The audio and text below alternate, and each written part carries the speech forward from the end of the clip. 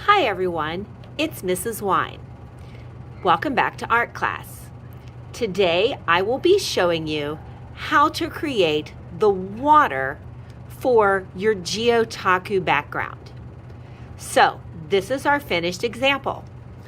The materials you will need for today are you will need your background paper that you have already started.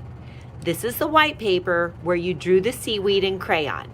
Remember to make sure that you press really hard when you're coloring with the crayon. The other thing that you will need today is you will need some diluted watercolor. Now, I'm already going to have that made for you. Essentially what that means is sometimes watercolor can come in a liquid form, but this watercolor is usually too dark. So what I have done is I've put some of that watercolor in a cup and I have added water. That's what the word diluted means. To dilute something means to add water to it. So it's just a fancy word that means I watered this down. You will also need a paintbrush and you will need a cup of clean water, and then I have a secret tool that I'm not going to tell you about until I get to it. So let's get started. Today you need to work pretty quickly.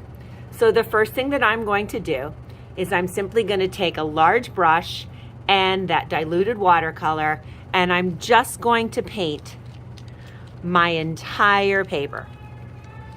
You don't need to worry about going around your seaweed, because the whole thing about using the crayons and pressing very hard is the watercolor is not going to stick to your seaweed.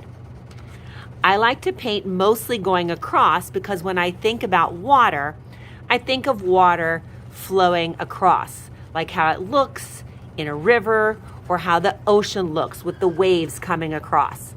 So I'm not going to paint up and down.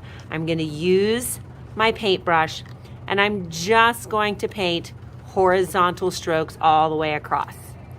The only time I might need to go a little bit vertical is when I get to the edges of the paper. And that's why I have the newspaper here, so that it will help me make sure I don't get the table dirty. So I just want to get a nice thin layer. I want to make sure that there are no little lakes or rivers or puddles. So if I see the paint starting to puddle up, I'm simply going to go back and spread that paint out nice and evenly. And it is important that I work pretty quickly because the secret ingredient comes last. So once I have painted the whole paper and I don't have any little lakes or puddles, then I'm ready for the secret ingredient. And the secret ingredient is water.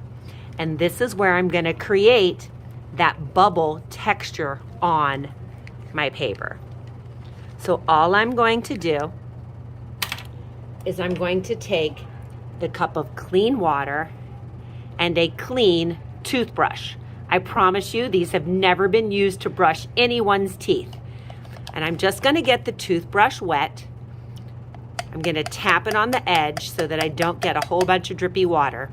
And then I'm just going to take my thumb and I'm going to rake my thumb across the toothbrush. And when I do that, it's going to spray water. And then if you look closely, if I zoom in, you can see any place that water hits, it's going to leave those little white marks. And that's how you make the bubbles appear on your paper. You might need to do that a couple of times to make sure you're getting all the edges.